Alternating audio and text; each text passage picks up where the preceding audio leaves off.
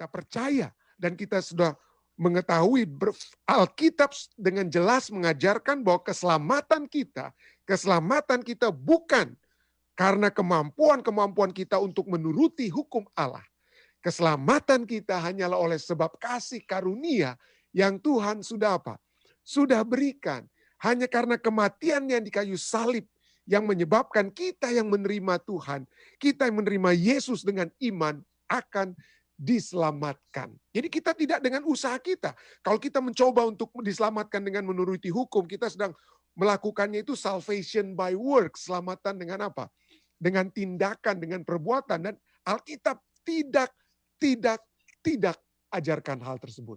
Alkitab mengajarkan keselamatan hanya oleh kasih karunia Allah yang kita terima dengan iman kepada Yesus Kristus. Tetapi sebagai orang yang beriman, sebagai orang yang sudah menerima kasih karunia-Nya, Tuhan menuntut agar kita mengasihi Dia dengan segenap hati kita dan mengasihi sesama seperti kita mengasihi diri kita sendiri. Dan apa yang dapat kita lihat kesimpulan dari kasih kepada Tuhan dan sesama tidak lain adalah penurutan terhadap hukum Tuhan. Ya. Jadi penurutan hukum Tuhan itu bukan supaya kita diselamatkan, tetapi penurutan itu adalah hasil yang terjadi pada saat kita sudah diselamatkan. Maka kita dalam kesukacita kita akan menuruti hukum-hukum Tuhan dengan kekuatan yang Tuhan berikan. Tidak heran. Tuhan tidak menyalipkan hukum Taurat ini atau hukum Allah. Hukum dilarangan untuk ada ilah lain, menyembah Allah lain, menyebut nama Tuhan sia-sia, itu tidak disalibkan di kayu salib. Kita tidak sekarang bebas untuk membunuh, untuk bersinah, untuk mencuri, mengingini milik orang lain. Oleh sebab kita pikir bahwa hukum sudah disalibkan pada saat Yesus mati di kayu salib. Tidak. Ya, tidak. Bahkan kitab-kitab perjanjian baru sekalipun, Wahyu 12 ayat 17 berbicara tentang bahwa tanda-tanda daripada umat-umat Allah yang sisa itu adalah penurutan terhadap hukum Allah. Mari kita baca. Mari saya undang Anda untuk baca juga nanti di rumah ya. Maksudnya pada saat Anda memiliki waktu buka Alkitab Anda. Wahyu 12 ayat 7 katakan, maka marahlah naga itu kepada perempuan itu, lalu pergi memerangi keturunannya yang lain, yang menuruti hukum-hukum Allah dan memiliki kesaksian Yesus. Nah, kenapa saya menggarisbawahi hukum Allah dan kesaksian Yesus? Wahyu 14 ayat 12 tadi adalah iman kepada Yesus. Karena banyak orang di dalam dunia saat ini, dunia kekristenan, menyatakan kalau kita sudah beriman kepada Tuhan, tidak perlu lagi hukum Allah. Tapi mari kita baca. Mari kita baca Wahyu 12 ayat 17 yang kita sudah baca. Wahyu 14 ayat 12 katakan yang penting di sini ialah ketekunan orang-orang kudus. Apa tanda orang-orang kudus yang tekun itu? Yaitu mereka yang menuruti perintah Allah dan iman kepada Yesus. Ya. Jadi kepercayaan kita, iman kita itu tidak menyatakan bahwa hukum itu tidak berlaku lagi. Tidak. Roma 1 ayat 5 kata, dengan perantaranya kami menerima kasih karunia dan jabatan rasul untuk menuntun semua bangsa supaya mereka apa? Percaya, beriman dan taat kepada apa? Namanya. Ya, taat kepada namanya. Roma 16 ayat 26 katakan, tetapi sekarang yang telah dinyatakan dan yang menurut perintah Allah yang abadi. Perintah Allah yang apa? Abadi. Kenapa? Karena 10 hukum itu adalah gambaran daripada karakter Allah. Kasih Allah. Itu abadi, tidak berubah. Ya. Karakter Allah itu tidak berubah. Menurut perintah Allah yang abadi yang telah diberikan kepada, yang telah diberitakan oleh kitab-kitab para nabi kepada segala bangsa untuk membimbing mereka kepada ketaatan iman. Jadi hukum Allah dan iman itu berjalan bersama-sama. Yakobus 2 ayat 10 sampai 12 katakan, sebab barang siapa menuruti seluruh hukum itu, tetapi mengabaikan satu daripadanya, ia bersalah terhadap seluruhnya. Sebab ia yang mengatakan jangan bersinah, ia mengatakan juga jangan membunuh. Jadi, jika kamu tidak bersinah tetapi membunuh, maka kamu menjadi pelanggar hukum juga. Berkatalah dan berlakulah seperti orang-orang yang akan dihakimi oleh hukum.